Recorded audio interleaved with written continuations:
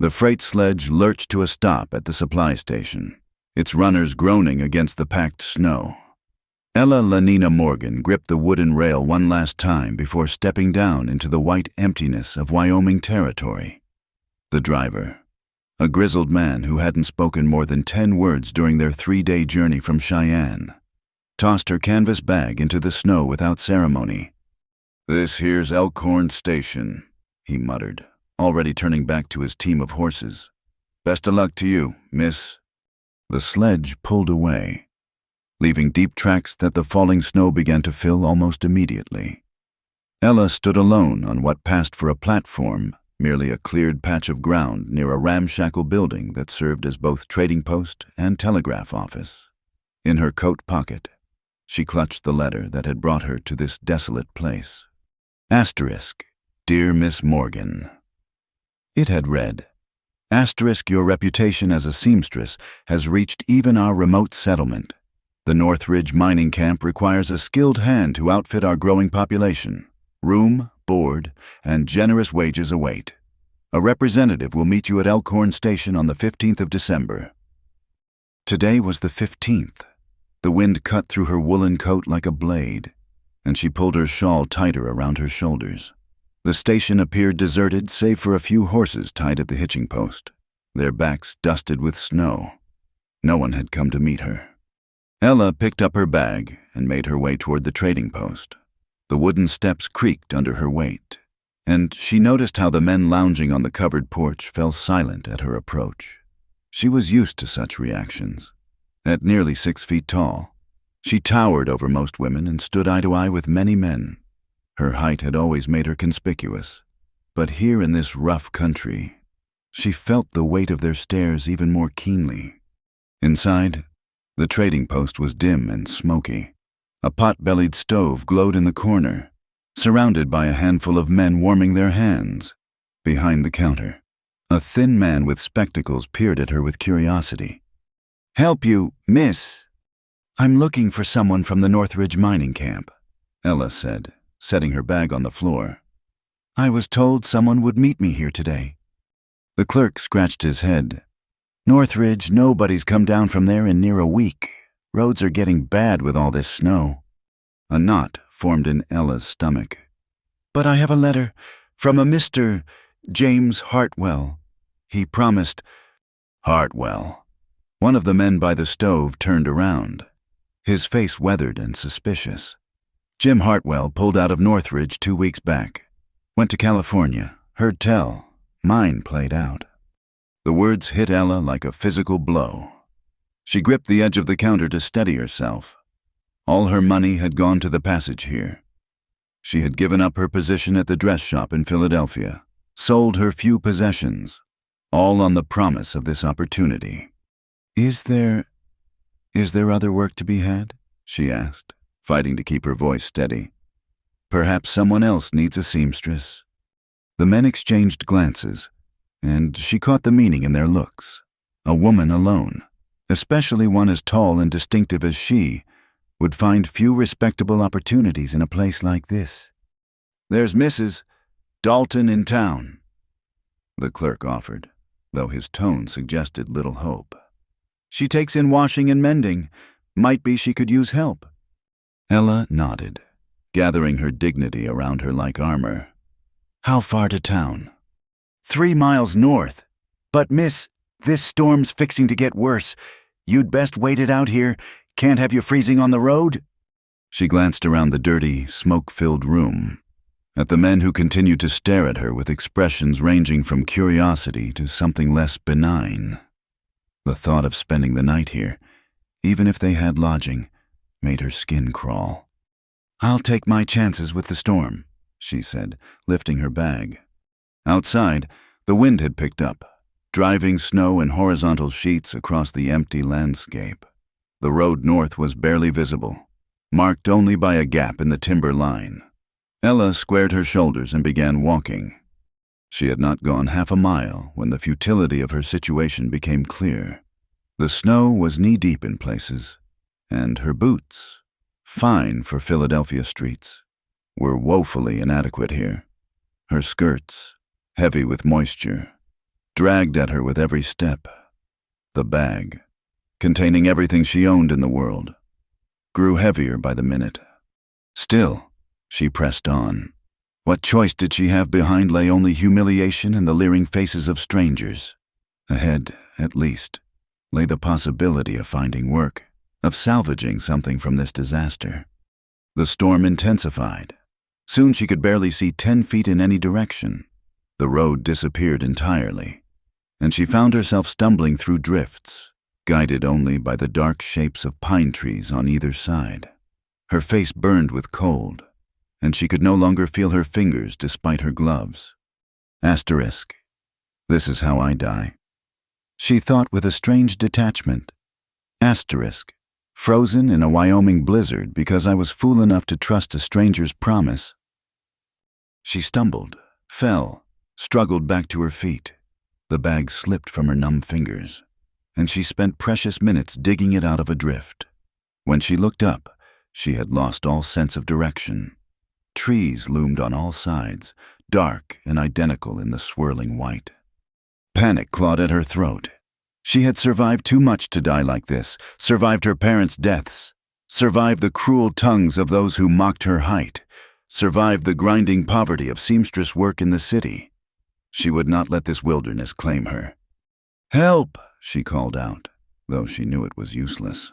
Her voice disappeared into the wind. "Someone, please!" She pushed forward, no longer knowing if she moved toward town or back toward the station or deeper into the trackless forest. Time lost meaning. There was only the cold, the snow, and the growing weight of exhaustion in her limbs. Then, like a miracle or a dream, she saw light, faint and yellow through the storm, but unmistakably the glow of a lantern. She stumbled toward it, using the last of her strength, and nearly collided with the solid bulk of a horse. "Whoa there," a deep voice said, and strong hands caught her before she could fall. She looked up and up into the face of a man who actually stood taller than she. He wore a heavy coat and broad-brimmed hat crusted with snow, and in the lantern light, she could see dark eyes studying her with concern. "Lord Almighty," he said, "what are you doing out here in this weather?" "I was trying to reach town," Ella managed through chattering teeth. "From the station. In this storm, you're lucky I found you. Another hour and—" He didn't finish the sentence. "Can you ride?" She nodded, though in truth she wasn't sure she could even stand without his support. He lifted her onto his horse as easily as if she weighed nothing, a novel experience for a woman of her height, then swung up behind her. His arm came around her waist to hold her steady, and she was too cold and exhausted to feel anything but gratitude for the solid warmth of him. "Where are we going?" she asked as the horse began moving through the snow with sure-footed confidence. "My place," he said. "It's closer than town, and you need to get warm before you lose fingers or toes to frostbite." She wanted to protest, to maintain some thread of propriety, but her body had reached its limit. She slumped back against him, letting him guide the horse through the storm. The last thing she remembered was the steady rhythm of hoofbeats and the strange comfort of being held by someone strong enough to make her feel, for once in her life, almost small. Ella woke to warmth and the smell of coffee. For a moment, she couldn't remember where she was. Then it came back, the storm, the stranger on horseback, the blessed relief of being saved from the cold. She lay on a narrow cot covered with thick wool blankets, still wearing her dress, though someone had removed her boots and wet stockings. Daylight filtered through a small window, revealing a modest but clean cabin. The man who had rescued her sat at a rough-hewn table, his back to her, working on something with careful concentration. In the morning light, she could see he was perhaps 30, with dark hair that needed cutting and broad shoulders that spoke of physical labor. "You're awake," he said without turning around. "There's coffee on the stove and biscuits in the pan." Ella sat up slowly, testing her fingers and toes. Everything seemed to be in working order, though her feet ached with returning sensation. "Thank you," she said, "for saving me. I don't even know your name."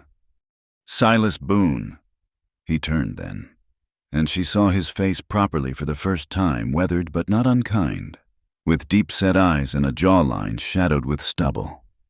"And you're welcome, though I have to ask again what possessed you to walk in that storm." She stood, somewhat unsteadily, and made her way to the stove.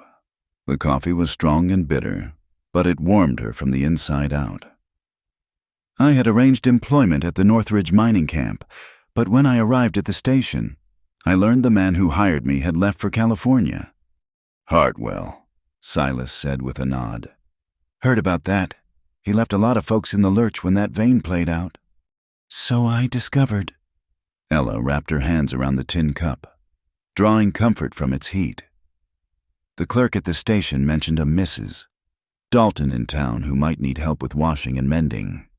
Silas made a sound that might have been a laugh. "Martha Dalton? Yes, you should talk to her." Something in his tone made her look at him sharply, but his expression revealed nothing. "I should go," Ella said, setting down her cup.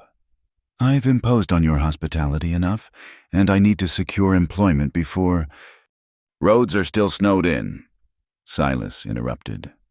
"Won't be passable until tomorrow at least. You're welcome to stay until then." The thought of spending a night in this cabin with a stranger should have alarmed her. But Ella found herself oddly untroubled. Perhaps it was the straightforward way he spoke, or the fact that he had already proven himself honorable by bringing her here instead of leaving her to freeze. Or perhaps it was simply that she had few other options. "Thank you," she said again. "I'll gladly help with any chores to earn my keep." "No need for that. Just rest and get your strength back." He returned to whatever he was working on at the table leather. She realized, watching him punch holes with an awl. They passed the morning in companionable silence. Ella found a needle and thread in her bag and set about repairing a torn hem, grateful for the familiar work. Every so often, she stole glances at her host. He was the first man she'd met who made her feel normal-sized, and it was a novel sensation. By afternoon, the sun had broken through the clouds, making the snow-covered landscape sparkle like diamonds. Silas announced he needed to check on his horses and invited her to come along if she felt up to it. Ella, restless from confinement, readily agreed. The barn stood a short distance from the cabin, sturdy and well-maintained. Inside, 3 horses stood in their stalls, nickering softly at Silas's approach. He moved among them with easy familiarity, checking hooves and distributing hay. "You know horses?" he asked, noticing her interest. "A little. My father kept a carriage horse when I was young, before—" She trailed off, not wanting to delve into the story of her family's financial ruin. Before he died," she said simply. Silas nodded, accepting this without prying. "These 3 are all I've got left. Used to run cattle, but the winter of '83 wiped out most of the herd. Now I get by with hunting, trapping, odd jobs." "It must be a hard life," Ella observed. "It's honest," he replied. "That's more than some can say." They returned to the cabin as the sun began to sink. Silas prepared a simple meal of venison stew and cornbread, which they ate in the same comfortable quiet that had marked most of the day. As night fell, he gestured to the cot. "You take the bed again. I'll make do by the fire." "I couldn't—" "You could and you will," he said firmly. "My mother would tan my hide if she knew I let a lady sleep on the floor." Ella smiled despite herself. "Your mother sounds like a formidable woman." "She was," Silas said softly. "Passed 2 winters ago." "I'm sorry." He shrugged. It was her time. She lived to see 70, which is more than most get out here. That night, Ella lay awake listening to the pop of the fire and the soft sound of Silas's breathing from his bedroll near the hearth. Tomorrow she would go to town, meet this Mrs. Dalton, try to salvage something from her failed plans. But tonight she was warm and safe, and that was enough.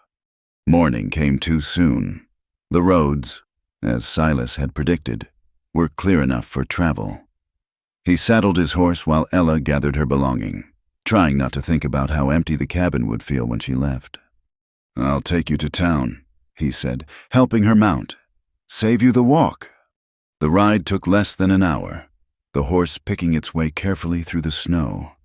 The town, when it came into view, was larger than Ella had expected a proper main street with storefronts and sidewalks, though everything wore a coating of white. Silas stopped in front of a neat frame house with a sign in the window. "Mrs. Dalton's Washing and Mending." "This is it," he said, dismounting to help her down. Ella stood before the door, suddenly nervous. What if Mrs. Dalton had no need for help? What if, but no, she couldn't think like that. She had come too far to give up now. She knocked firmly. The door opened to reveal a small, bird-like woman with sharp eyes and graying hair pulled into a severe bun. "Yes, Mrs. Dalton. My name is Ella Morgan. I'm a seamstress, recently arrived from Philadelphia. I heard you might need assistance with your work." The woman's gaze traveled up and up, taking in Ella's full height. Her expression shifted from polite interest to something harder. "My goodness." "Mrs. Dalton said, you're rather tall, aren't you?" "Yes, ma'am," Ella replied, keeping her voice steady. She had weathered such observations all her life. "I'm afraid that won't do at all." "Mrs. Dalton continued, her tone growing cooler. "My customers are proper ladies. They expect a certain delicacy in those who handle their garments. Someone of your stature would make them uncomfortable." Ella felt heat rise in her cheeks. "I assure you, my height doesn't affect my skill with a needle." "I'm sure you're very capable." "Mrs. Dalton interrupted, though her tone suggested otherwise. "But you must understand, appearance is a matter in a business like mine. The ladies want someone who looks the part of a genteel seamstress, not someone who could be mistaken for a, well..." She didn't finish, but her meaning was clear. "I see," Ella said quietly. "Perhaps you might find work at one of the mining camps." Mrs. Dalton suggested, already beginning to close the door. "They're less particular about such things. Good day." The door shut with a decisive click, leaving Ella standing on the porch, her cheeks burning with humiliation. She had been rejected for many reasons in her life: too poor, too proud, too educated for her station, but never quite so baldly for simply being too tall. She turned to find Silas still waiting with his horse, his expression unreadable. "Not interested in help, I take it," he said. "She feels I'm too tall to be a proper seamstress," Ella replied, striving for a light tone though her throat felt tight. "Apparently, I might frighten her delicate customers." Something flashed in Silas's eyes, anger, perhaps, though not directed at her. "Martha Dalton always was a fool," he said. "Come on, I'll take you to the hotel. Mrs. Patterson might have work." But Ella shook her head. She had suffered enough humiliation for one day. "No, thank you. I'll figure something out." "You'll freeze wandering around town with nowhere to go," Silas said bluntly. "At least let me buy you a meal while you think on your options." Pride warred with practicality. Practicality won. "All right," she agreed. They left the horse at the livery stable and walked to a small restaurant on the main street. A few patrons looked up as they entered, and Ella saw the familiar sequence of reactions: surprise at her height, curiosity at seeing her with Silas, then the quick look away. They took a table in the corner. Silas ordered coffee and stew for both of them, then sat back and studied her. "How long have you been dealing with folks like Martha Dalton?" he asked. Ella smiled wryly. "All my life. You'd think I'd be used to it by now." "Don't see why you should have to be used to it," he said. "Nothing wrong with being tall." "Easy for you to say," she pointed out. "Men aren't expected to be delicate and dainty." "True enough," he conceded. "Still doesn't make it right." Their food arrived, and they ate in silence for a few minutes. Ella tried to formulate a plan, but her options seemed increasingly limited. She had little money, no connections in this place save for the man across from her, and apparently no prospects for employment. "I could take you back to the station," Silas offered, seeming to read her thoughts. "Catch the next freight sledge back to Cheyenne." "With what money?" Ella asked bitterly. "I spent everything I had getting here." "I could—" "No." The word came out sharper than she intended. "I won't take charity. I've managed this long on my own. I'll continue to do so." Silas held up his hands in surrender. "Fair enough, but the offer stands if you change your mind." They finished their meal, and Silas insisted on paying despite her protests. As they stepped back onto the sidewalk, Ella squared her shoulders and turned to him. "Thank you for everything," she said formally. "You saved my life, gave me shelter, brought me to town. I won't forget your kindness." "Where will you go?" he asked. She looked down the street, at the buildings full of people who would likely react to her just as Mrs. Dalton had. "I don't know," she admitted. "But I'll find something. I always do."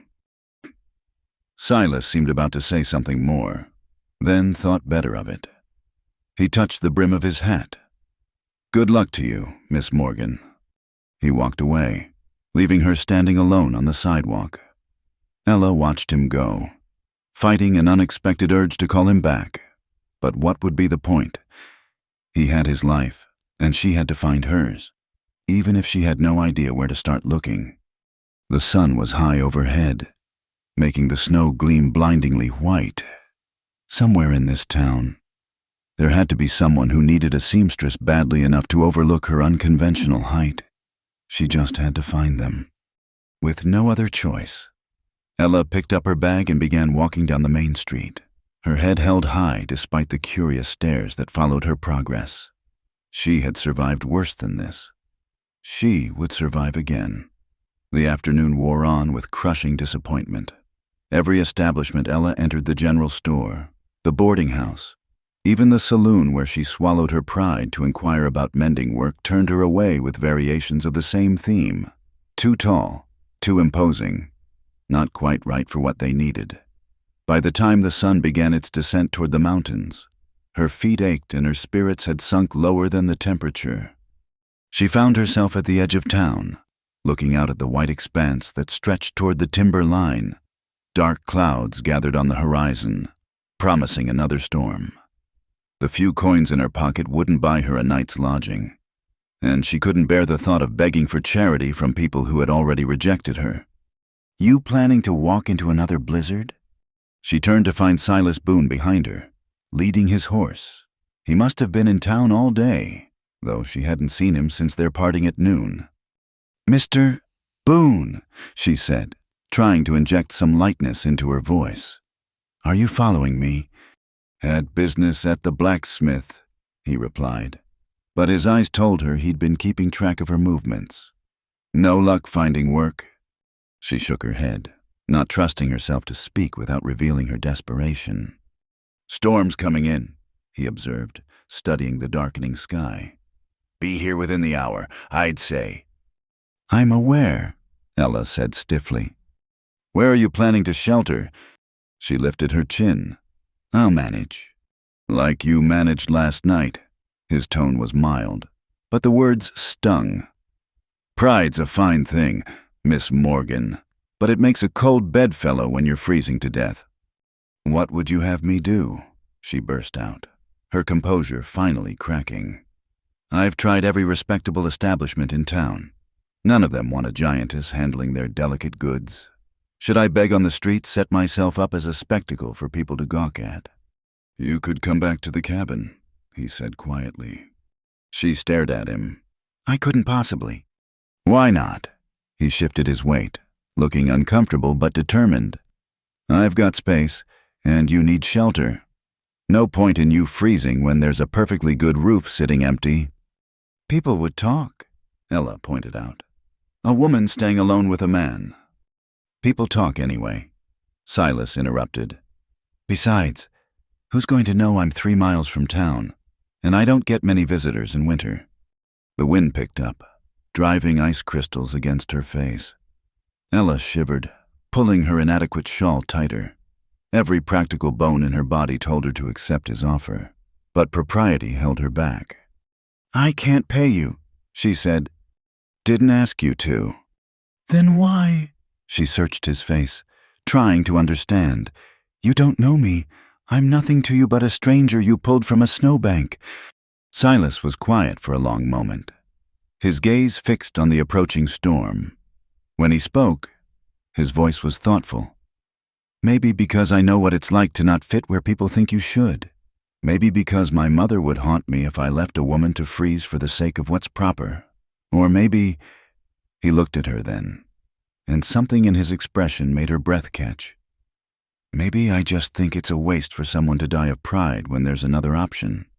The first fat snowflakes began to fall. Ella looked at the town behind her, where every door had closed in her face, then at the man offering her shelter with no conditions attached. "All right," she said softly. "Thank you." Relief flickered across his features, quickly hidden. "We'd best move if we want to beat the worst of it." He helped her mount, then swung up behind her as he had the night before. This time, she was conscious of every point of contact, his arm around her waist, the solid warmth of his chest against her back, the way he sheltered her from the worst of the wind. They rode in silence as the storm intensified. The familiar trees and rocks from the morning were transformed by the gathering darkness and swirling snow. Ella found herself grateful for Silas's sure guidance. She would have been lost within minutes on her own. "Why did you leave?" she asked suddenly, needing to fill the silence with something other than her awareness of him. "You said you used to run cattle. Why give that up?" She felt him tense slightly. "Didn't give it up. It was taken from me. Winter of '83 killed 90% of the herds in Wyoming. Blizzards came one after another. Temperatures dropped to 40 below. Cattle froze standing up. Come spring, you could walk for miles on carcasses without touching ground."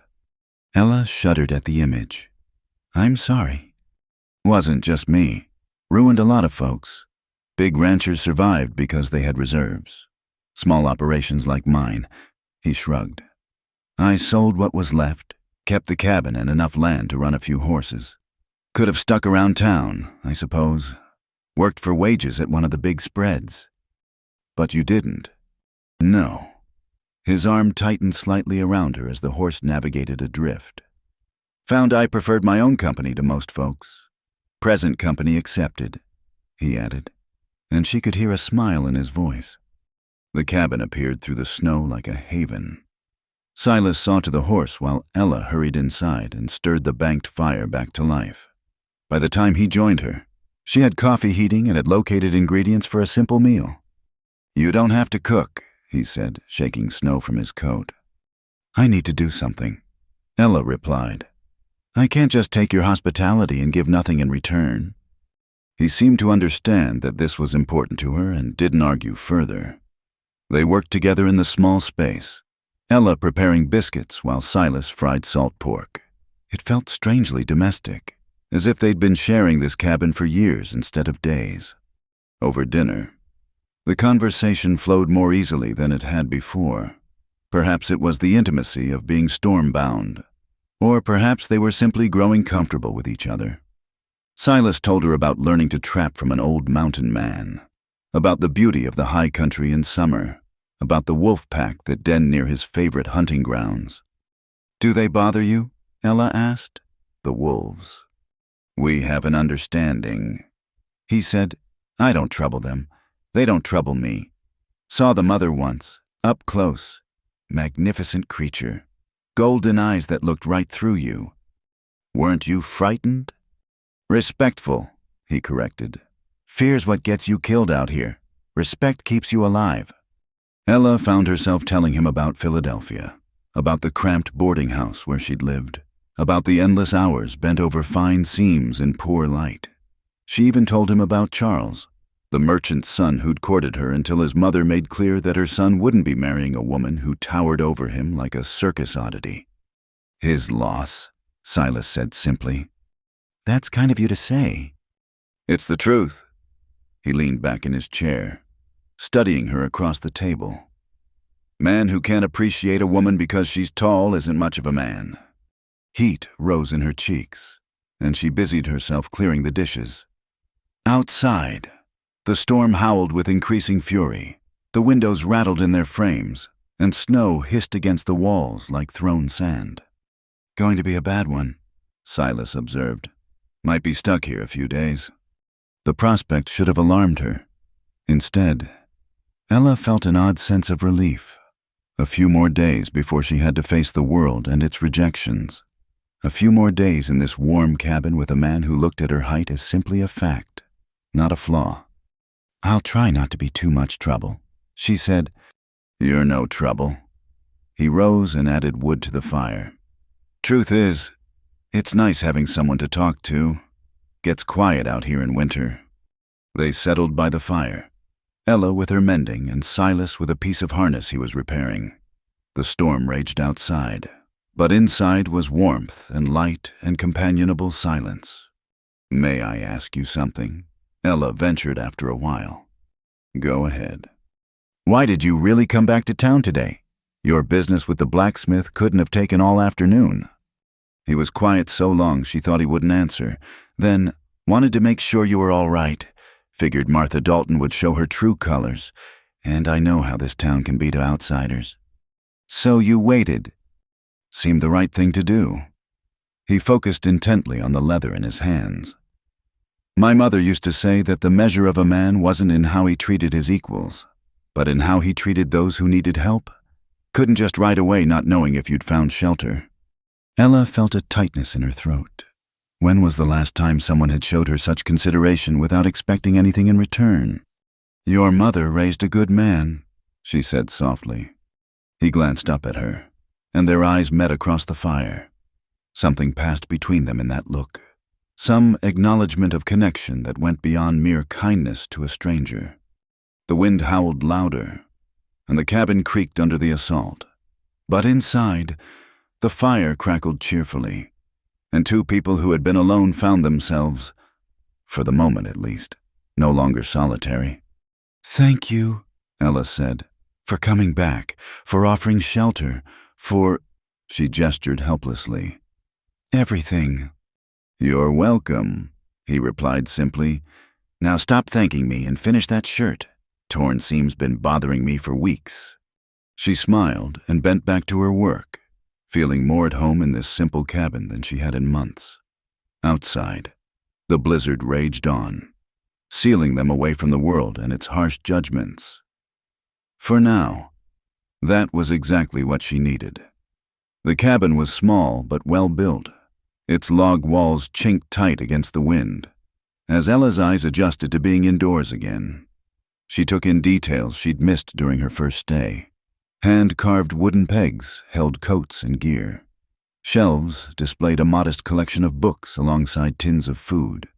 A rifle rested on brackets above the door, and snowshoes hung on the wall beside it. Built it myself, Silas said, noticing her appraisal. Took the better part of a summer, but she's solid. It's well crafted, Ella agreed, running her hand along the smooth surface of the table. You have a woodworker's touch. My father was a carpenter back in Missouri. Taught me young. He moved to the stove, adding wood to the firebox. Coffee'll be ready soon. You should get those wet things off before you catch a chill. Ella looked down at her snow-dampened skirts with dismay. She had only one other dress in her bag, and it needed mending. I'll dry by the fire. There's shirts and trousers in that chest, Silas offered, gesturing to a wooden box in the corner. They'll swim on you, but they're dry and warm. The impropriety of wearing men's clothing warred with the discomfort of her wet garments. Practicality won. Thank you. I'll step outside for a moment. In this storm, you'll change right here. I'll turn my back and tend to the horses in the lean-to. Take your time. He pulled on his coat and disappeared through a door she hadn't noticed before, leaving her alone. Ella quickly shed her wet things and opened the chest. The clothes smelled of cedar and soap. She selected a flannel shirt and a pair of trousers, using a length of rope as a makeshift belt. The garments were indeed too large, but they were blessedly warm and dry. When Silas returned, he paused in the doorway, taking in her transformed appearance. Something flickered in his eyes, not disapproval, but something warmer that made her suddenly conscious of how the borrowed clothes revealed the length of her legs. "Suits you," he said simply, hanging up his coat. "More practical than all those skirts for this country." They settled by the fire with cups of strong coffee. Outside, the storm had reached its full fury. The windows were completely obscured by snow, and the wind found every tiny gap in the walls to whistle through. "How long do these storms usually last?" Ella asked. "This 1, 2, maybe 3 days from the look of it." He glanced at her. "That worry you?" She considered the question. It should worry her. She was trapped in a cabin with a man she barely knew, wearing his clothes, with no chaperone and no way to leave. Yet she felt safer here than she had in weeks. "No," she said honestly. "It doesn't." They prepared the evening meal together, moving around each other in the small space with surprising ease. Silas had dried beans soaking, and they made a simple stew with pieces of smoked venison. Ella found his larder better stocked than she'd expected: flour, cornmeal, preserved vegetables, dried fruit. "You're well prepared," she observed, slicing dried apples to soften in water. "Have to be. Come winter, might be weeks between supply runs. Learned that the hard way my first year out here." "How long have you been alone?" 7 years, give or take." He stirred the pot thoughtfully. "Had a partner first couple of years. Jake Morrison. Good man, but he couldn't take the isolation. Went back east to find a wife and never returned." "Don't you get lonely?" Silas shrugged. "Sometimes, but I've found there's a difference between being alone and being lonely.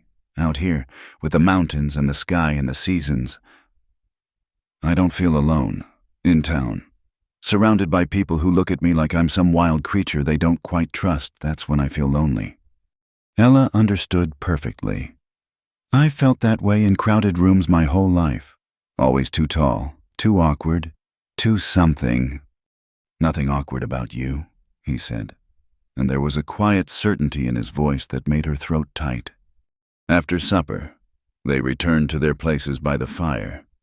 Ella had found a torn jacket in her exploration of the cabin and set about mending it.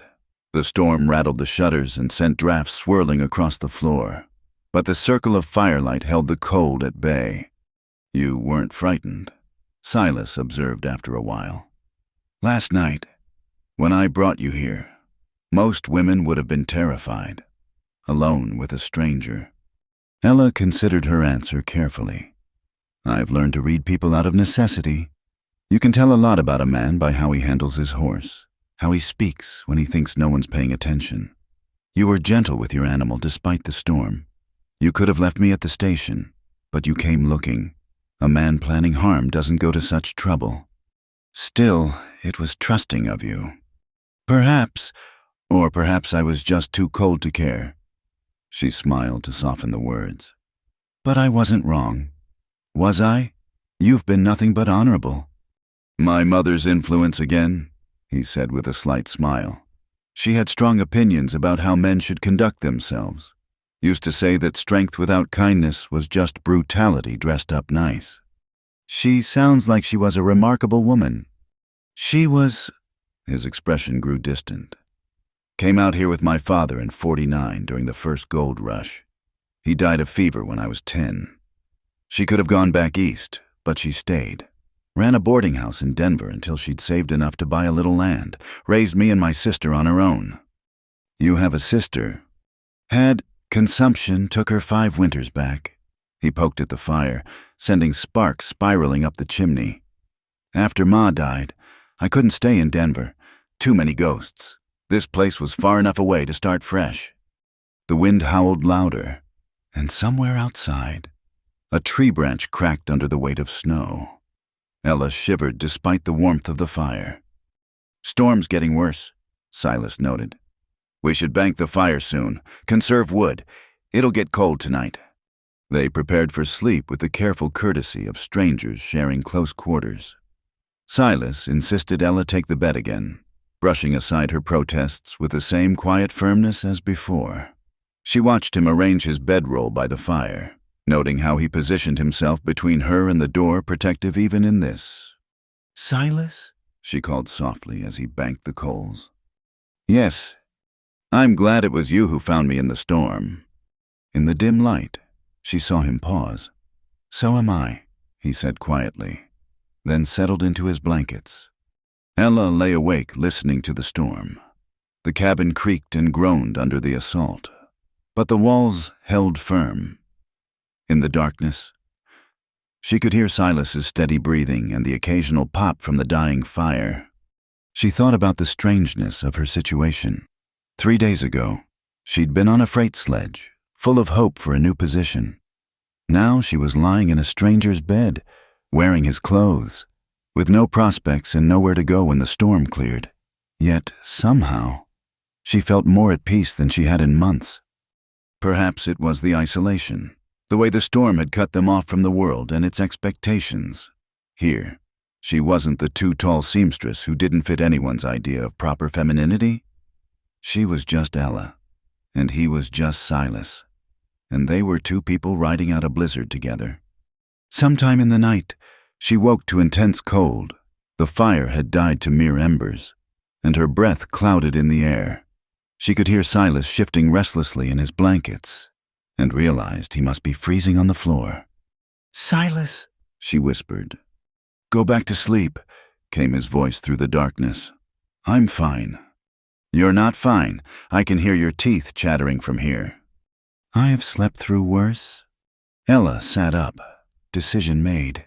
"This is foolish. There's room enough in this bed for 2, and we'll both freeze from pride. Get up here before we both catch our death." Silence greeted this pronouncement. Then, that wouldn't be proper. Neither is freezing to death for the sake of propriety. I trust you to be a gentleman, and I'm too cold to care about anything beyond warmth. Now come on. She heard him rise and heard the hesitation in his movements. The bed creaked as he settled on the far edge, careful to maintain distance between them. They lay rigid as boards, backs to each other, the space between them feeling vast despite the narrow bed. Gradually, shared warmth began to thaw the chill.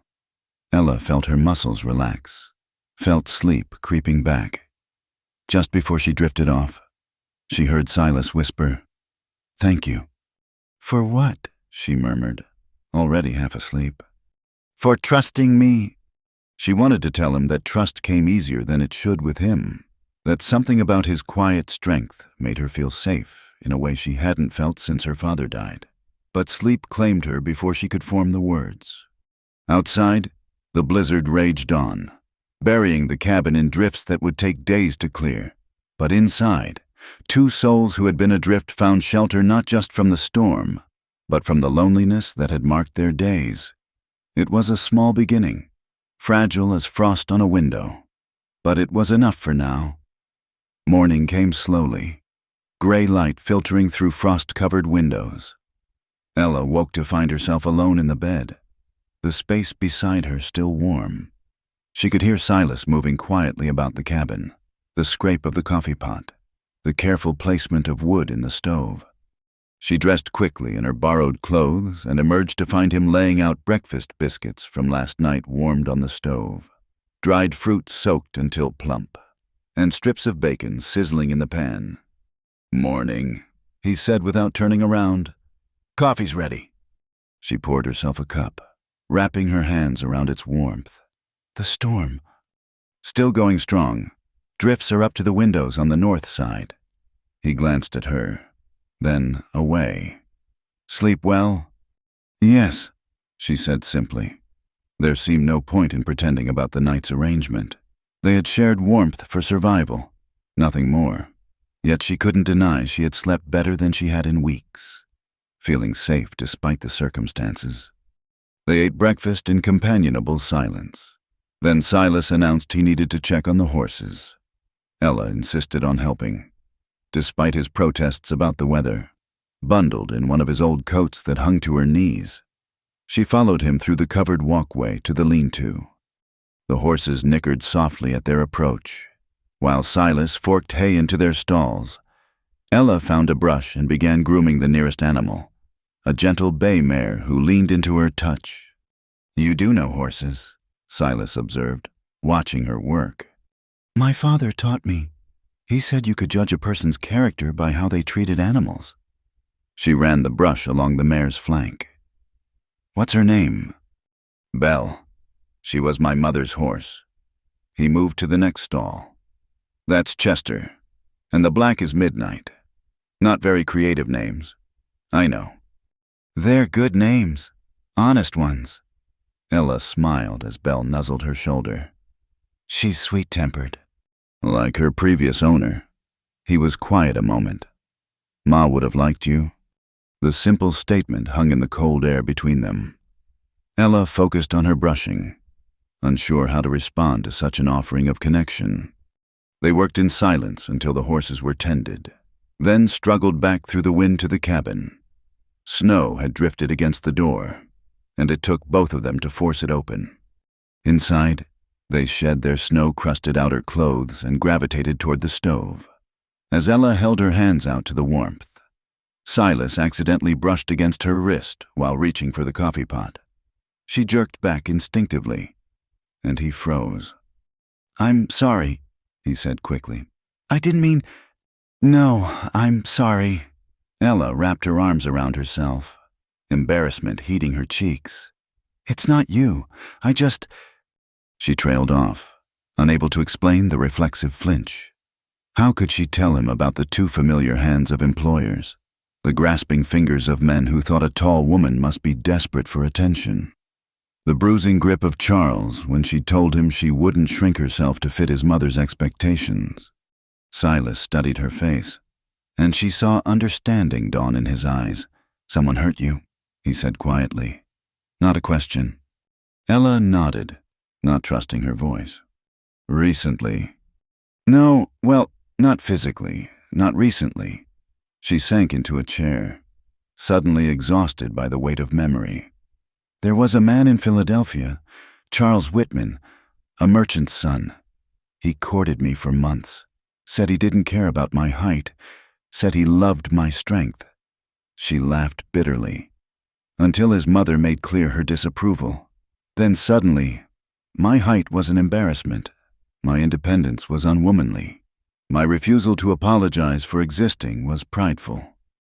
He put his hands on you." "Only once, when I told him I wouldn't change myself to suit his mother's sensibilities.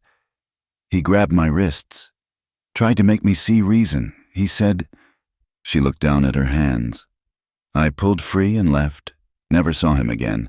But sometimes, when someone touches me unexpectedly—" "You remember," Silas finished. "Yes." He moved to the window, giving her space while she composed herself. "I wondered why you weren't married. Woman like you. Figured there had to be a story." "Woman like me," she tried for lightness. "You mean a giant?" "I mean beautiful, capable, and strong." He said it matter-of-factly, as if stating the weather. "Any man who couldn't see that is a fool." The words sat between them, simple and devastating. Ella felt tears prick her eyes and blinked them back furiously. When was the last time someone had called her beautiful without making it sound like an accusation or a challenge? "Thank you," she managed. He turned from the window. "I mean it, and I want you to know you're safe here. I'd never—" He struggled for words. "What I mean is, you don't have to flinch from me. I'm not him. I'm not any of them." "I know," she said softly. And she did know. Had known from that first night when he'd lifted her onto his horse with such careful strength. "It's just habit. Habits can be broken," he said, "with time, with patience." They spent the afternoon in quiet activity. Ella found more mending to do. Silas had apparently been saving it up for months while he worked on repairing a broken bridle. The storm continued unabated, sealing them in their small world of warmth and light. As evening approached, Ella began preparing dinner from their dwindling supplies. She was reaching for a pot on a high shelf when Silas appeared beside her. "Let me," he offered. But instead of pushing her aside, he waited for her permission. She nodded, stepping back. He retrieved the pot and handed it to her, his fingers careful not to brush hers. It was such a small thing, that consciousness of her boundaries, but it made her throat tight with unexpected emotion. "Why are you being so kind to me?" she asked suddenly. He looked genuinely puzzled. "Why wouldn't I be? Because I'm a stranger. Because I'm bringing you nothing but trouble. Because you're a woman worth being kind to." He interrupted. "That's reason enough." She turned away, busying herself with the pot to hide her reaction. How did he do that? How did he say things that cut straight through all her defenses with such simple honesty? They ate dinner, a thin soup stretched with cornbread and settled by the fire as had become their pattern. But tonight, there was a different quality to the silence, charged with the intimacy of shared confession. "Can I tell you something?" Silas said eventually. Ella looked up from her sewing. "Of course. You're not the only one who's been hurt." He stared into the fire, his profile sharp in the dancing light. "There was a woman, Rebecca, few years back. I thought we had an understanding. I was working to save money, planning to propose come spring. What happened? She married the mayor's son while I was away on a cattle drive. Didn't even have the decency to tell me herself. I heard it from the clerk at the general store when I went to buy the ring." Ella's heart ached for the pain in his voice. "I'm so sorry." Looking back, I should have seen it coming. She always did care more about position than character. But it taught me something. He turned to look at her.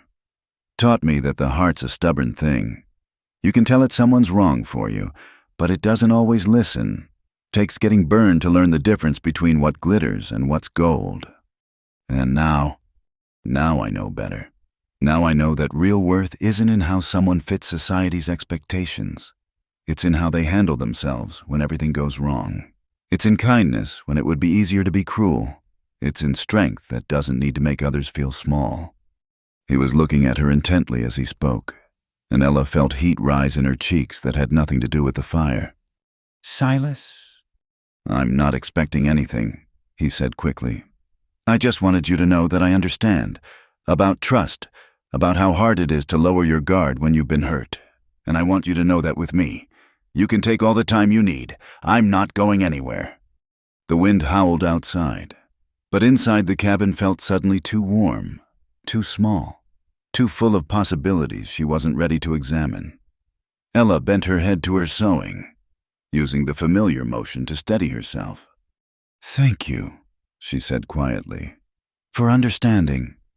They worked in silence after that, but it was a different silence, one full of promise and patience and the slow building of something that might, given time, grow into trust. Outside, the storm raged on, but inside, two wounded hearts began the careful process of learning they didn't have to heal alone. When it came time for sleep, there was no discussion. Silas banked the fire and headed for his bedroll on the floor, but Ella's voice stopped him. "The bed's warmer," she said simply, "for both of us." He hesitated, understanding the trust she was offering. Then he nodded and joined her, careful to maintain respectful distance. They lay back to back as before, but this time the space between them felt less like a wall and more like a bridge waiting to be crossed. "Good night, Ella," he said softly. "Good night, Silas." And if their hands accidentally touched in the night, if she didn't flinch away, if he gently squeezed her fingers before withdrawing well, the storm kept such secrets safe. The storm lasted 5 days. 5 days of snow piling against the windows, of wind screaming through the pines, of two people learning the rhythm of shared space. By the 3rd day, they had fallen into easy routines, Ella cooking while Silas tended the animals, working side by side to keep the cabin warm and tidy. Evenings spent in conversation that grew deeper as the hours passed. On the 4th morning, Ella discovered Silas's jacket needed significant repair. The lining was torn in multiple places, and several buttons were missing. "How long have you been wearing it like this?" she asked, examining the damage. "A while," he admitted sheepishly. Keep meaning to fix it, but you don't sew, she finished. Well, lucky for you. I do more than just basic mending. This needs proper attention. She spent hours on the jacket, carefully removing the old lining and creating a pattern for a new one from some spare fabric she found in the chest. Silas watched her work with fascination. Never seen anyone handle a needle like that, he said, like watching an artist. It's just practice. Ella demurred, but she felt a flush of pleasure at the praise. My mother taught me young, said a woman should always have a skill to fall back on. Smart woman. She was... Ella smiled at the memory. She was tall, too. Not quite as tall as me, but enough that people noticed.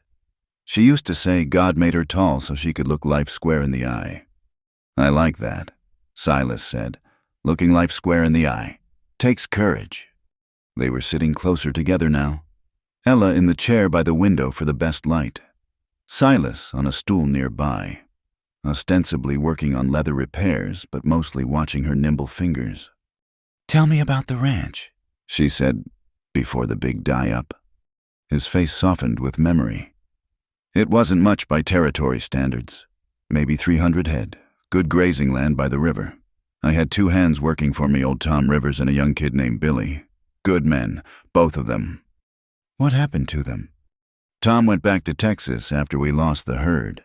Too old to start over. He said Billy hired on with one of the big outfits north of here. He paused. They offered me a position too. Foreman's job, good wages. But you didn't take it. No. He was quiet for a moment. Couldn't see myself taking orders after running my own place. Pride, maybe. Or stubbornness. My mother always said I had too much of both. Or self-respect, Ella suggested gently. There's nothing wrong with knowing your own worth. He looked at her with something like wonder. Most people would call it foolish, choosing isolation over security.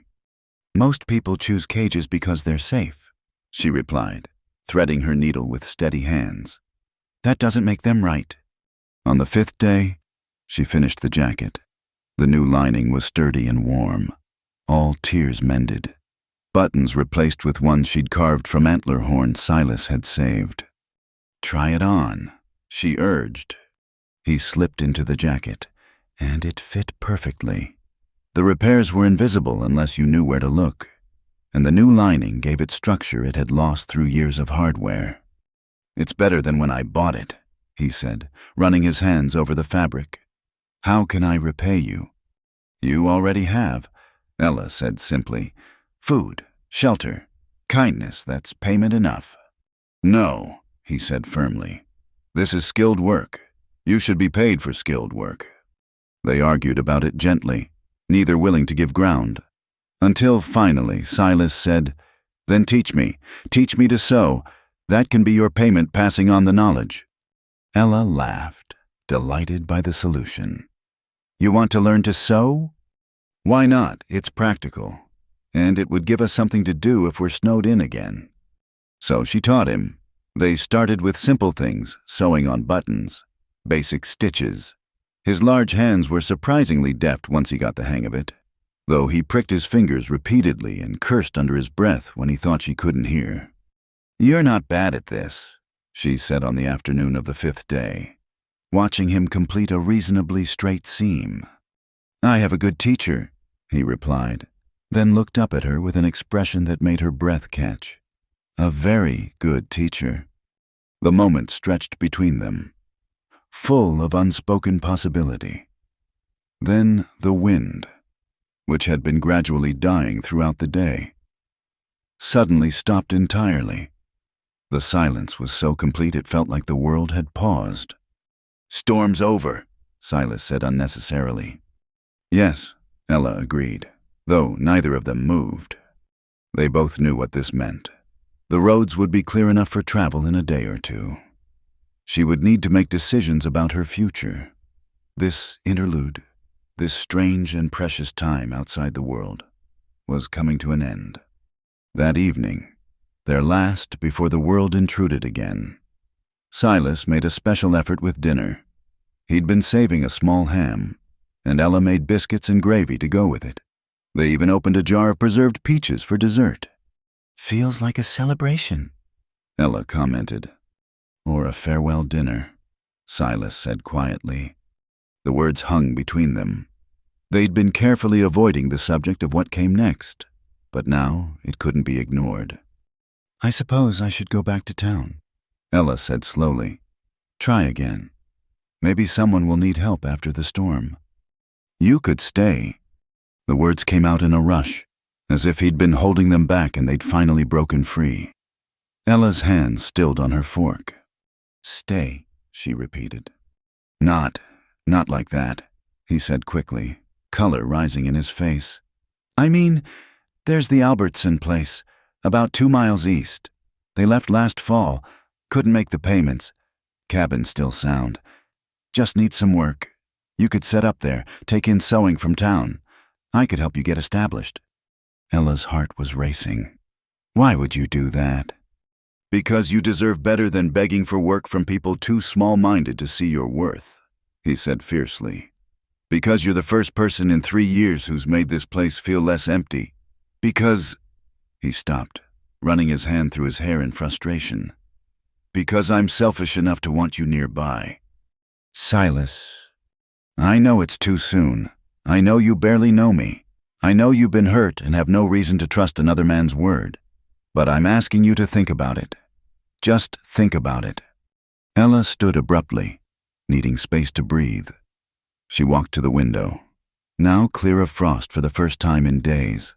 Outside, the world was transformed white and pristine and somehow full of possibility. "What would people say?" she asked. "A single woman living alone out here, with a single man so close by." "Let them talk," Silas said. "When have you ever fit what people expected anyway?" She laughed despite herself, a small broken sound. "That's true enough."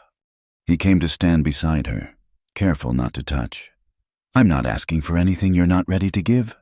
I'm just offering you a choice besides leaving." "And if I stay, what then?" "Then we see," he said simply. "We take time, get to know each other when we're not trapped by a storm. Maybe we become friends. Maybe we become more. Maybe you decide you can't stand me when you're not dependent on my hospitality. But at least we'd have the chance to find out." Ella turned to look at him. In the fading light, his face was earnest and open, hiding nothing of what he felt. She thought about returning to town, facing the same rejections, the same judgmental stares. Then she thought about staying, about building something new in this wild place with this man who saw her height as strength rather than flaw. "The Albertson place," she said slowly. "Tell me about it." Hope flared in his eyes. "It's smaller than this, but sound. Good stove, tight walls. There's a well that's never run dry. Garden plot that just needs clearing. Close enough to town for business, far enough for peace. And close enough to you for propriety to be questioned," she added. "Yes," he admitted, "but far enough to be proper, if that matters." She was quiet for a long moment, weighing possibilities. Then, "I'll look at it. That's all I'm promising to look." The smile that spread across his face was like sunrise after the storm. "That's more than I dared hope for." They stood together at the window, watching the last light fade from the sky. Tomorrow would bring challenges clearing snow, making paths, deciding futures. But tonight, in the warm cabin that had become a haven, two people who had found each other in a storm allowed themselves to consider the possibility that they might not have to face those challenges alone. The fire crackled in the stove, somewhere in the distance. A wolf howled, answered by its pack, and in the cabin, silence settled like a comfortable blanket, wrapping around two souls who were learning that sometimes the best things in life came disguised as disasters. "More coffee?" Silas asked eventually. "Please," Ella replied, and they moved away from the window together, back to the warmth and light of the fire, back to the simple comfort of shared space and growing trust. The storm was over, But something else was just beginning. The evening had grown late, and they sat close to the dying fire, closer than they had on previous nights. The storm's end had brought a strange melancholy to the cabin, as if the walls themselves knew that something was changing. "I should tell you something," Silas said suddenly, his voice low and thoughtful, "about why I really stay out here, away from town." Ella waited, sensing this was important. She had learned over these past days that Silas chose his words carefully, especially when speaking of personal matters. "You know about Rebecca," he continued, staring into the embers. "But that wasn't the whole of it. When she married the mayor's son, Theodore Blackwood, I tried to accept it, tried to move on. But Theodore," he paused, jaw tightening. "He wasn't content with winning. He had to make sure everyone knew I'd lost." "What did he do?" "Started small. Comments at the general store about how some men weren't meant for civilized company, how Rebecca had been saved from a life of poverty and isolation. Then he got bolder, had me turned away from businesses in town, said I was bad for trade. When that didn't drive me off, he tried to have me arrested for rustling." Ella gasped. "But surely no one believed." "Didn't matter what they believed. Theodore's father was the judge. The sheriff was his cousin. If I hadn't had Tom Rivers vouch for me, and Tom was respected, had been in the territory since before it was a territory, I'd have hanged." The casual way he said it made Ella's blood run cold. "So you left town?" "So I left town," he confirmed. "Built this place far enough away that they couldn't claim I was causing trouble, but close enough that everyone knew I hadn't run. That was 4 years ago." "And Rebecca?" A bitter smile twisted his lips. "Had a baby within the year. 2 more since. Plays the perfect mayor's wife now. Probably doesn't even remember the promises she made to a young rancher fool enough to believe words whispered in the dark." Ella's hand moved without her conscious thought, coming to rest lightly on his arm. He looked down at it, then up at her face, something vulnerable in his expression. "Why are you telling me this?" she asked softly. "Because if you stay, you should know what you're getting into. Theodore's still mayor. He still has influence. If he decides you're too close to me, he could make trouble for you too." "Let him try," Ella said with a fierceness that surprised them both. "I've faced down worse than a petty tyrant with too much power and too little character." Silas turned his hand palm up, and after a moment's hesitation, she let her hand slip into his. His fingers were calloused and warm, and they held hers with gentle strength.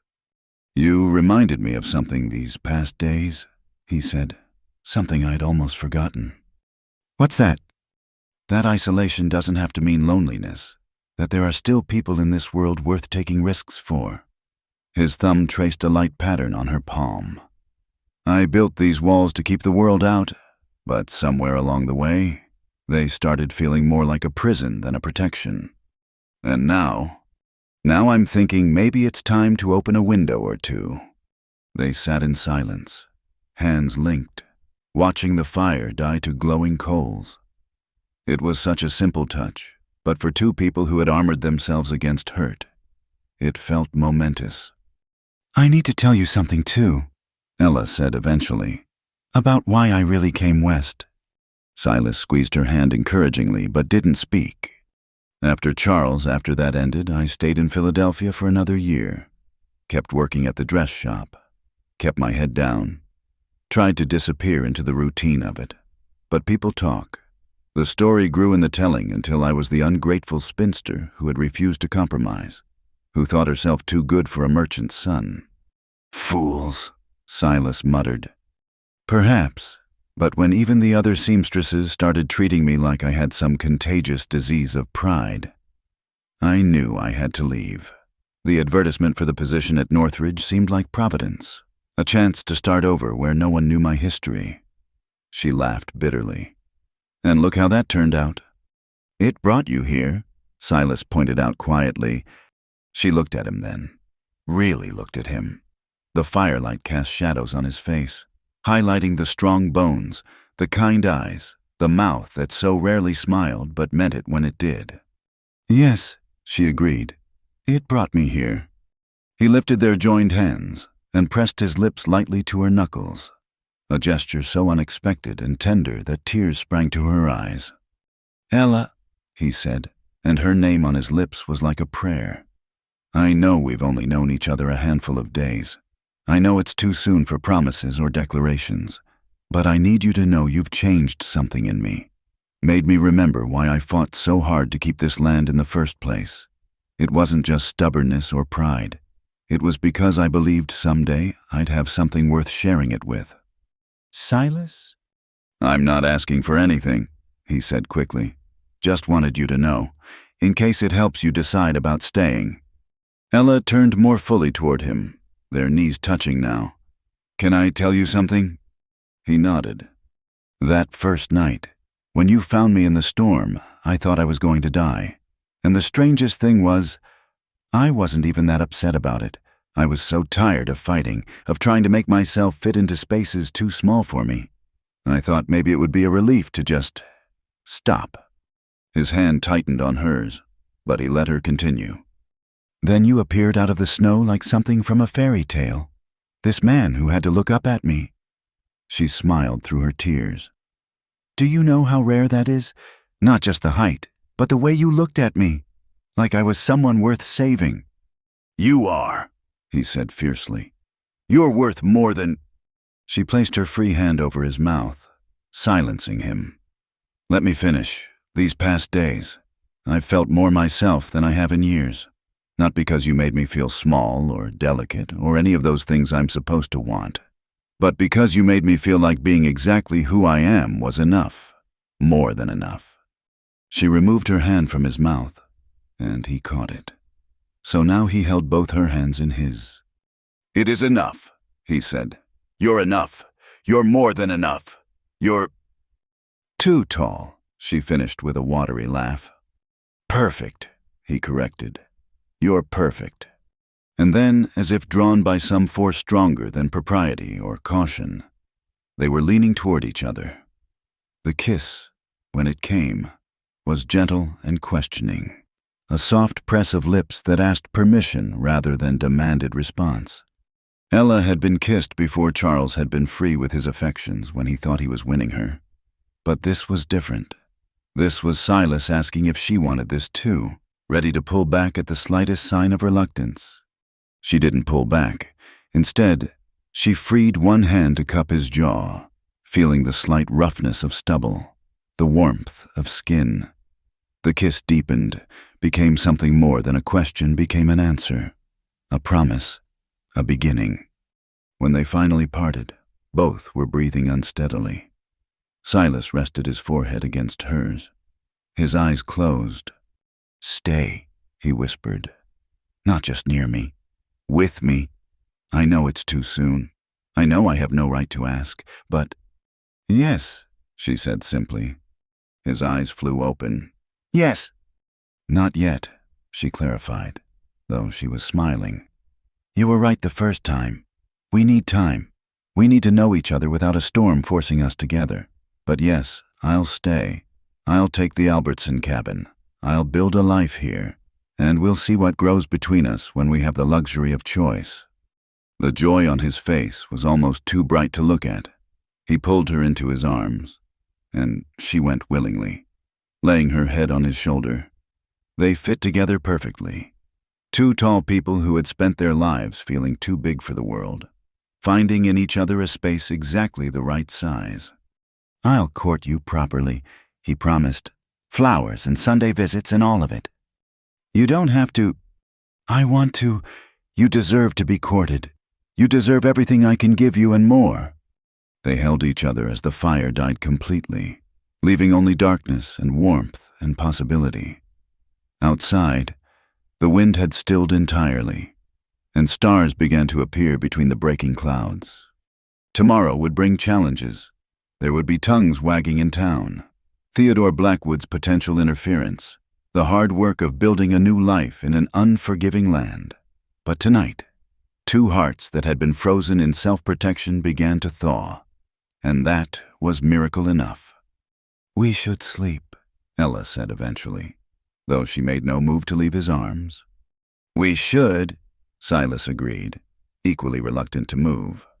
In the end, they compromised, banking what was left of the fire and settling on the bed fully clothed, wrapped in each other's arms. It was improper by every standard Ella had been raised with, but propriety seemed a small thing compared to the rightness of being held by someone who saw all of her and wanted her to stay. As sleep claimed them, Silas whispered against her hair, "Thank you for not dying in that storm." "Thank you for finding me," she whispered back. And in the darkness of the cabin, two souls who had been lost in their own storms finally found safe harbor. The next morning brought brilliant sunshine and the kind of crystal-clear sky that only follows a major storm. They worked together to dig out the cabin door, and Silas saddled the horses to check on the Albertson place. The ride through the fresh snow was magical, with pine branches bent low under white burdens and the air so clean it hurt to breathe. The abandoned cabin sat in a small clearing, smoke from the chimney long absent, but the structure still sound. It was smaller than Silas's place, but had good bones, sturdy log walls, a stone foundation, windows facing east to catch the morning sun. "It needs work," Silas said, dismounting to help Ella down, "but nothing we couldn't handle in a few days." They explored together, Ella already envisioning where she would put her sewing table, how she would arrange the small space. There was even a lean-to that could serve as a workshop.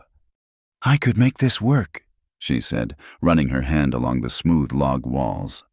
"It's perfect." That afternoon, they returned to town for supplies. The moment they rode in together, Ella felt the weight of curious stares. At the general store, conversation stopped mid-sentence. Women whispered behind their hands while men exchanged knowing looks. "Let me handle this," Silas said quietly, but Ella shook her head. "We face this together or not at all." They entered the store side by side. Mr. Garrett, the proprietor, looked between them with barely concealed curiosity. "Miss Morgan," he said carefully. "Heard you got caught in the storm." "Mr. Boone was kind enough to provide shelter," Ella replied, her tone calm and dignified. "I'll be taking the Albertson place. I'll need supplies to set up a seamstress shop." "The Albertson place?" Garrett's eyebrows rose. "That's a fair piece from town for a woman alone." "I won't be alone," Silas said quietly. "I'll be nearby if she needs anything." The implication hung in the air. Garrett's eyes sharpened, and Ella could practically see him calculating the social mathematics of the situation. It was then that Theodore Blackwood entered the store. Ella recognized him immediately from Silas's description, well-dressed, handsome in a soft way, with the confident bearing of a man who'd never been denied anything. His eyes swept over them, pausing on their proximity, the protective way Silas stood slightly in front of her. "Boone," Theodore said, his voice carrying false friendliness. "Didn't expect to see you in town." "Storm brought me in," Silas replied evenly. "Needed supplies." Theodore's attention shifted to Ella, and she watched his eyes travel up her height with an expression of amused disdain. "And who might this be?" "Miss Ella Morgan," she said before Silas could answer. "I'm a seamstress, recently arrived from Philadelphia." "A seamstress." Theodore's smile was condescending. "How unusual. One doesn't often see seamstresses of such impressive stature. One doesn't often see mayors with such impressive rudeness either." Ella replied sweetly. "Yet here we are." The store went silent. Theodore's face flushed, his genial mask slipping for a moment to reveal something uglier beneath. "You'll want to be careful, Miss Morgan," he said softly. "This territory can be unwelcoming to those who don't understand their place." "Is that a threat?" Silas stepped forward, but Ella placed a hand on his arm, stopping him. "I believe it was meant to be," she said, addressing Theodore, but loud enough for the entire store to hear. "How fortunate that I've faced down bigger men with smaller minds. Your position may impress some Mr. Blackwood. But I've learned that true character shows in how a man treats those he perceives as beneath him. And yours, sir, is showing quite clearly." Theodore's face went from red to purple. "You dare!" "I dare speak truthfully." Ella interrupted. "If that disturbs you, perhaps you should examine why." She turned to Mr. Garrett, who was watching the exchange with wide eyes. "Now, about those supplies. I'll need thread in various colors, needles, scissors, and fabric. Quality fabric. Mr. Garrett, I intend to offer the women of this town the kind of skilled seamstress work they deserve, regardless of what their husbands might think of my height." The challenge was unmistakable. Several women in the store exchanged glances, and Ella saw interest spark in their eyes. Whatever their husbands might say, women always needed skilled seamstress work. Theodore stormed out without another word. The tension in the store eased slightly, though conversations remained muted. As Garrett gathered Ella's requested supplies, a woman approached hesitantly.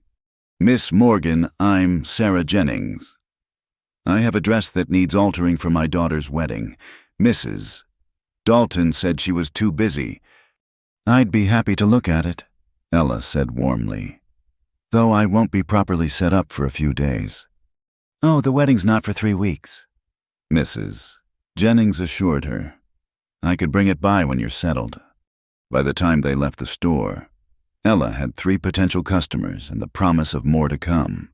As they loaded supplies onto the pack horse, Silas shook his head in amazement. "You just faced down the most powerful man in town like he was nothing." "He is nothing," Ella said simply. "A bully with a title is still just a bully. I've dealt with his kind before. He'll make trouble for you now." "Let him try." She smiled at the concern in his voice. "I'm not some helpless maiden. Silas, I've been fighting my own battles for years." "I know," he said. "Doesn't mean you have to fight them alone anymore." They spent the next 3 days making the Albertson cabin habitable. Silas repaired the roof, while Ella scrubbed years of dust and neglect from the floors and walls. They worked from dawn to dusk, and each evening Ella returned to Silas's cabin for supper and sleep, though now she took the floor by the fire, insisting on propriety even as they counted the days until she could move to her own place. On the 4th day, as they were hanging the door Silas had repaired, they heard horses approaching. Theodore Blackwood appeared with 2 men Ella didn't recognize, but who had the look of hired muscle. "Boone," Theodore called out. "Need a word." Silas stepped out, placing himself between the riders and the cabin where Ella worked. "Say your piece, Blackwood." "Heard you're setting up house for your woman. How domestic." "Miss Morgan is taking the Albertson place as her own residence and business," Silas said evenly. "Nothing improper about it." "That's not how it looks from town." Theodore leaned forward in his saddle. "People are talking, saying you spent the storm together. Now you're out here playing house. It's unseemly." "What's unseemly?" Ella said, emerging from the cabin with a hammer still in her hand. "Is a married man concerning himself so deeply with the living arrangements of others?" Theodore's eyes narrowed. "You've got a sharp tongue, Miss Morgan. That's dangerous in a woman." "Only to men who prefer their women silent and stupid," she replied, "which I suppose explains your concern." One of Theodore's men snickered, then quickly covered it with a cough when Theodore glared at him. "You think you're clever," Theodore said, "but you're new here. You don't understand how things work. Boone here learned that lesson. Maybe it's time you learned it too." Silas moved then. So fast Ella barely saw it. One moment he was standing relaxed by the cabin wall. The next he had his rifle in his hands, not pointed at anyone but held in a way that made its threat clear. "You've said your piece, Blackwood. Now get off this land." "This isn't your land, Boone." "No, but it's mine," Ella said clearly. "I filed the claim yesterday at the land office. Paid the fees with money I earned doing alterations for Judge Morrison's wife.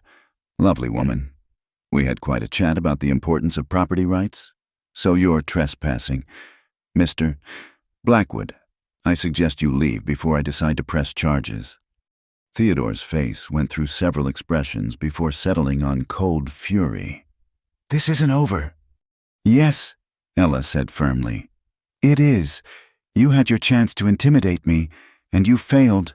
Accept it with what grace you can manage and leave us in peace." After another long moment, Theodore wheeled his horse around and rode off, his men following. Ella and Silas watched until they were out of sight. "You filed a claim?" Silas asked. "Yesterday, while you were at the blacksmith. Seemed prudent." She smiled at his expression. "What, you're not the only one who can plan ahead." He laughed then, a full, rich sound she'd rarely heard from him. "God, you're magnificent!" The word hung in the air between them. Ella felt heat rise in her cheeks, but she didn't look away from his admiring gaze. "We should get back to work," she said finally. "I want to sleep in my own cabin tonight." "Yes, ma'am," he said with a grin, and they returned to their tasks. That evening, as the sun set behind the mountains, Ella stood in her own doorway looking out at her new domain. The cabin was simple but clean, her few possessions arranged carefully in the small space. Through the trees, she could just see the smoke from Silas's chimney. "It's not much," Silas said from behind her, anxiety in his voice. "If you need anything—" "It's perfect," she interrupted, turning to face him. "It's mine. Do you understand what that means for the first time in my life? I have something that's truly mine." "I understand," he said softly. "And I'm honored to be your neighbor, Miss Morgan." They stood there as darkness fell, neither wanting to be the first to say goodbye. Finally, Silas cleared his throat. "I should go. Wouldn't want to compromise your reputation on your first night in your own home." "No," Ella agreed, though she made no move to go inside. "We wouldn't want that." He stepped closer, and she caught her breath. "May I call on you tomorrow?" "Properly. Perhaps bring some flowers if I can find any under all this snow." "I would like that," she said. He lifted her hand and kissed it as he had that night by the fire. "Until tomorrow, then." "Until tomorrow." She watched him walk back through the trees, tall and strong, and hers in all the ways that mattered. When she finally closed her door and surveyed her little kingdom, Ella found herself smiling. She had faced down bullies and gossips, claimed her own land, started her own business, but most importantly, she had found someone who saw her true worth. Outside her window, stars began to appear in the clear Wyoming sky. Inside, Ella lit her lamp and began planning her new life, one where she no longer had to make herself small to fit. The thought made her stand even taller, and for the first time in her life, that felt exactly right. 3 weeks had passed since Ella moved into the Albertson cabin. Her seamstress business was thriving despite, or perhaps because of, Theodore Blackwood's attempts to discourage customers. The women of the town, it seemed, were tired of being told whom they could or couldn't hire, and Ella's skill spoke for itself. She was pinning the hem on Mrs. Jennings' daughter's wedding dress when she heard the sound of multiple horses approaching. Through the window, she saw a group of townspeople, some on horseback, others in wagons coming up the path to her cabin. Her heart sank. Had Theodore finally stirred up enough trouble to drive her out? But as they drew closer, she realized many of them were her customers. Mrs. Jennings was there, along with Judge Morrison's wife, and even Martha Dalton, looking pinched and disapproving as always. Silas appeared from the direction of his cabin, rifle in hand, clearly having heard the commotion. He caught Ella's eye through the window, and she gave a small shake of her head. Whatever this was, she would handle it. She stepped onto her porch, standing tall despite the crowd. "Good morning. To what do I owe this visit?" Judge Morrison himself dismounted from his horse. He was an older man with kind eyes and a gray beard, one of the few in town who had shown her genuine courtesy. "Miss Morgan," he began formally. It has come to the town's attention that you and Mr. Boone have been keeping company." "We're neighbors," Ella said calmly. "He has been very helpful in establishing my business." "Be that as it may," the judge continued, "there are concerns about propriety. You're an unmarried woman living alone, with an unmarried man as your nearest neighbor. Some feel this arrangement is inappropriate." "Some being Theodore Blackwood," Ella said dryly. A murmur ran through the crowd. The judge's mouth twitched in what might have been suppressed amusement. "The mayor has expressed concerns. Yes, he feels that such an arrangement reflects poorly on our community's moral standards." "And what do you feel, Judge Morrison?" Ella asked directly. The judge glanced at his wife, who gave him an encouraging nod. "I feel that you're a skilled seamstress who has done excellent work for my wife and others. I also feel that Mr. Boone has been nothing but honorable in his assistance to you. However," Martha Dalton interjected shrilly, "the appearance of impropriety is only improper to those with improper minds." Ella interrupted. "I live alone. Mr. Boone lives alone. We maintain separate residences with a proper distance between them. If some choose to imagine scandal where none exists, that speaks to their character, not ours." Silas had moved closer during this exchange, and now he stood at the edge of the crowd, his presence a silent support. "The fact remains," another man said Ella recognized him as Theodore's associate, "that you spent several nights unchaperoned in Mr. Boone's cabin during the storm. Would you have preferred I froze to death for the sake of propriety?" Ella asked sharply. "Mr. Boone saved my life. He provided shelter during a blizzard that would have killed me otherwise. If that's scandalous, then scandal has lost all meaning. No one's questioning the necessity during the storm," Judge Morrison said diplomatically. "But the continued association is none of anyone's business," a new voice said firmly. Everyone turned to see Sarah Jennings step forward, her daughter beside her in the partially finished wedding dress. "This woman has worked miracles with my Christina's dress," Mrs. Jennings continued. "She's charged fair prices and done exceptional work. More than that, she's shown kindness and grace despite the cold welcome some gave her." She shot a pointed look at Martha Dalton. "If she chooses to accept help from Mr. Boone in establishing her business, that's her affair." "Here, here," said Judge Morrison's wife. "I've found Miss Morgan to be a woman of excellent character. And frankly, after the way Theodore, certain people have tried to sabotage her success out of petty spite. I think we should be supporting her, not casting aspersions." The crowd shifted uneasily. It was one thing when Theodore stirred up trouble. It was another when respected women like Mrs. Morrison and Mrs. Jennings took a stand.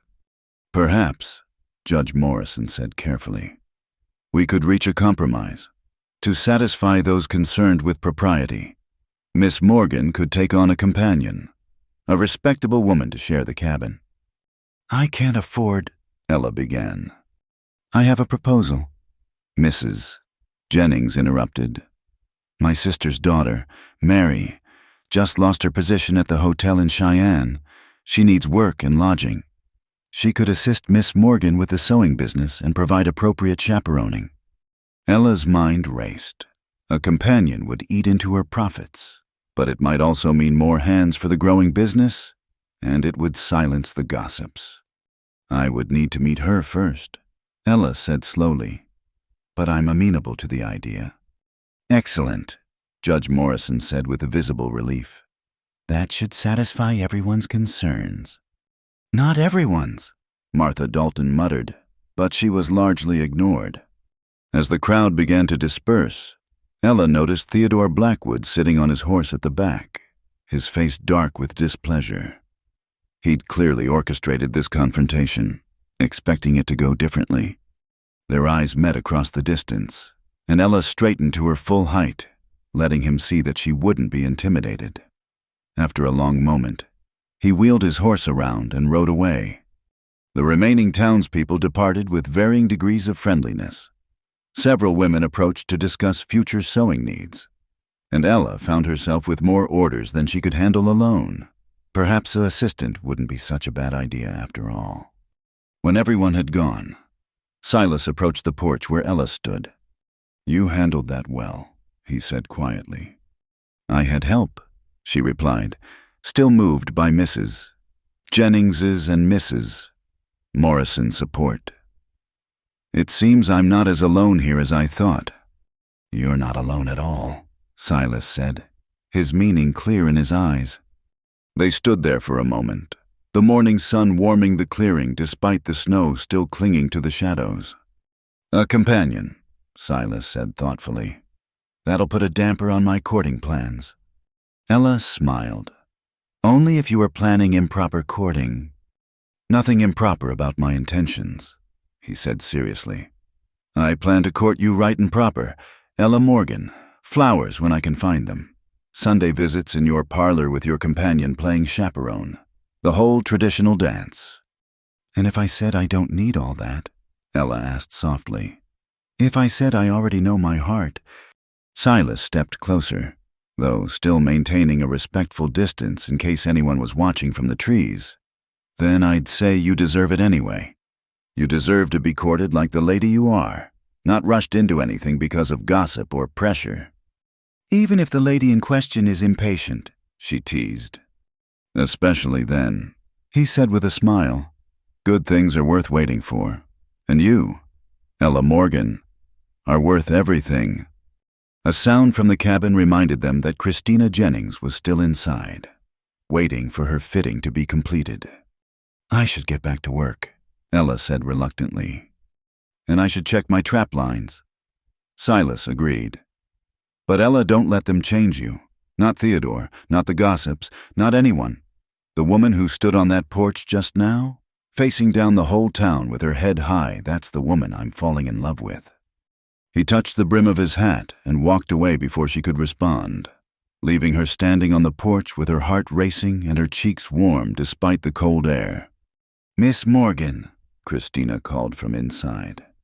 "Should I take the dress off?" "Coming," Ella called back, but she stood for another moment, watching Silas disappear into the trees. Let them bring their chaperones and their propriety. Let them gossip and judge and try to make her fit their narrow definitions of acceptable womanhood. She had work she loved, a home of her own, and a man who saw her true worth. She had friends willing to stand up for her and the strength to stand up for herself. As she turned to go inside, Ella caught her reflection in the window, tall, strong, unbowed. For the first time in her life, she looked exactly like who she was meant to be. "Actually, Christina," she called out, entering the cabin. "Let's take that hem up another inch. A bride should stand tall on her wedding day. Don't you think?" Christina beamed at her through the mirror. "Yes, Miss Morgan, I think that's exactly right." Outside, the Wyoming sky stretched endless and blue, full of possibilities as vast as the territory itself. And in her little cabin at the edge of the wilderness, Ella Morgan continued building a life where she never had to make herself small again. Mary Thornton arrived on the afternoon stage, a small, neat woman of perhaps 25, with quick hands and a quiet demeanor. She took to the seamstress work immediately, and within days had proven herself invaluable. More importantly, she was discreet, keeping her own counsel about the frequent visits between Ella and Silas. Spring had come to Wyoming, melting the snow and revealing the raw beauty of the land. Wildflowers pushed through the damp earth, and Silas made good on his promise to bring them to Ella, arriving every Sunday with whatever blooms he could find. It was on one such Sunday, 2 months after the town's confrontation, that Ella knew something was different. Silas arrived not with wildflowers, but with a single cultivated rose, clearly purchased at significant expense from town. "What's the occasion?" she asked, accepting the flower while Mary Discreet retired to the kitchen. "Can't a man bring a rose to the woman he's courting?" Silas asked, but there was a nervousness in his manner that betrayed him. They sat in the small parlor area Ella had created, the spring breeze carrying the scent of pine through the open windows. Silas seemed to struggle with words, so unlike his usual calm demeanor. "Ella," he finally began, "these past months have been the happiest of my life." She waited, her heart beginning to race. "I know we said we'd take time, court properly, not rush into anything, and I've tried to honor that. But the truth is, I knew from that first night when you didn't flinch from staying in a stranger's cabin because you trusted what you saw in me. I knew you were different. Special." He moved from his chair to kneel beside hers, taking her hand in his. "I'm not a man of pretty words. I can't offer you wealth or social position. Theodore Blackwood will always have more power in town than I will. But what I can offer is truth. And the truth is, I love you. Ella Morgan. I love your strength, your pride, your refusal to make yourself less than you are. I love that you stand tall and make no apologies for it." Ella felt tears gathering in her eyes as he continued. "I can offer you partnership, real partnership, a life where you're never asked to be smaller, quieter, or less than yourself, a life where your height is seen as the gift it is, not something to be ashamed of. I can offer you my hands to work beside yours, my strength when you need it, my heart that's been yours since you told Martha Dalton exactly what you thought of her narrow-mindedness." He reached into his pocket and pulled out a small wooden box. Inside was a ring not fancy, but beautifully crafted, with a small sapphire that caught the light. "It was my mother's," he said softly. "She was tall, too. Did I tell you that not as tall as you, but tall enough that my father had to look up to kiss her? He used to say it was fitting, since he looked up to her in every other way, too." Ella laughed through her tears, the sound catching in her throat. "Ella Morgan," Silas said, his voice steady now. "Will you marry me? Will you let me warm, not just your first night, but all your nights? Will you build a life with me where neither of us has to fit into spaces too small for our souls?"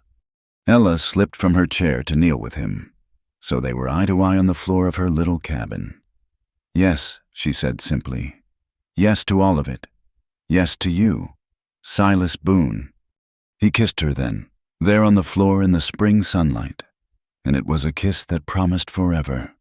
When they finally parted, both laughing and crying, he slipped the ring onto her finger. It fit perfectly. "When?" she asked. "Whenever you're ready. Tomorrow. If you'd have me. Though I suspect you'll want time to make your dress." "I have a dress," she said, thinking of the beautiful gown she'd been working on in quiet moments, telling herself it was just practice for customer orders, but knowing in her heart it was for this moment. "Then next Sunday," he suggested. "Give the town a week to get used to the idea. Let them get used to it after," Ella said with a grin. "I've had enough of living my life by their timeline." Mary appeared in the doorway, beaming. "I'll start spreading the word. Shall I, unless you'd prefer to announce it yourself?" "Let them talk," Ella said, standing and pulling Silas up with her.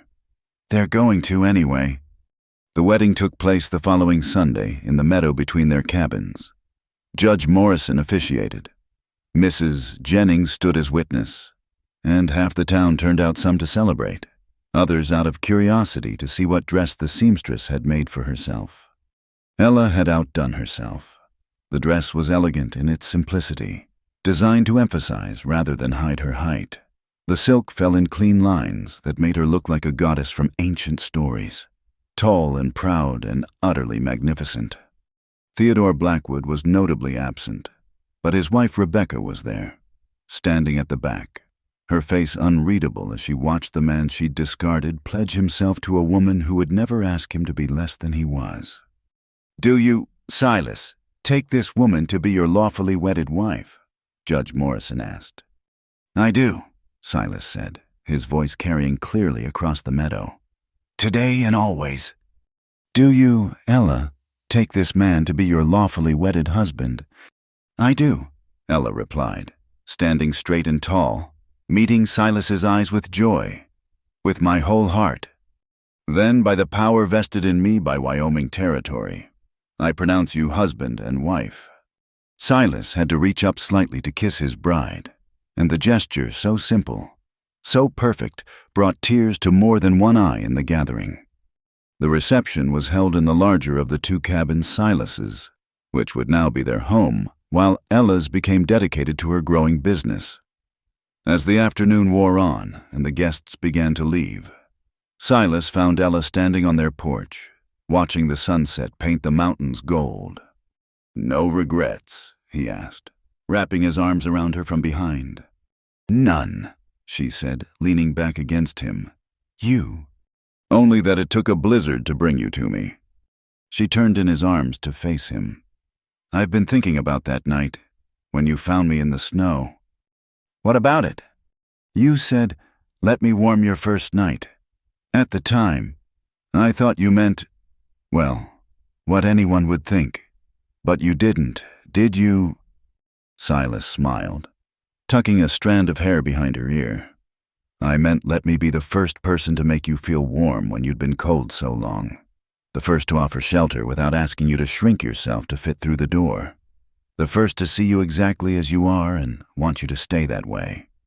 "And now?" she asked softly. "Now I get to warm all your nights, and you warm mine, equal partnership, just like I promised." As the last light faded from the sky, they stood together on the porch of their cabin, tall and strong and finally home. Inside, the fire crackled warmly, waiting to welcome them to their new life together. "Shall we go in, Mrs. Boone?" Silas asked. "Yes, Mr. Boone," Ella replied, taking his offered hand. "Let's go home." They crossed the threshold together, neither having to duck or diminish themselves, stepping into a future where love wasn't about fitting into prescribed roles, but about finding someone whose soul stood as tall as your own. And in the years that followed, when young women came to Ella's shop feeling too tall, too strong, too much for the world around them, she would smile and tell them about the blizzard that changed her life, about the man who saw her height as something to admire, not overcome, about building a life where you never had to apologize for taking up space. "Stand tall," she would tell them, pins in her mouth as she hemmed their dresses to show their true height. "The right person will look up to you in all the ways that matter." And somewhere in the shop, working on leather goods to sell alongside Ella's dresses, Silas would catch her eye and smile, and she would stand even taller, proud of the life they'd built and the love that had warmed that first cold night and every night since. Thank you so much for listening to this story. I'd love to know where you're enjoying this tale. Please share in the comments below where you're listening from so we can connect and exchange thoughts about Ella and Silas's journey. If you enjoyed this Wild West love story, please subscribe to my channel, Wild West Stories 1850. Give this video a like and hit that hype button to help more people discover these heartwarming tales from the American frontier. Your support means the world and helps keep these stories alive.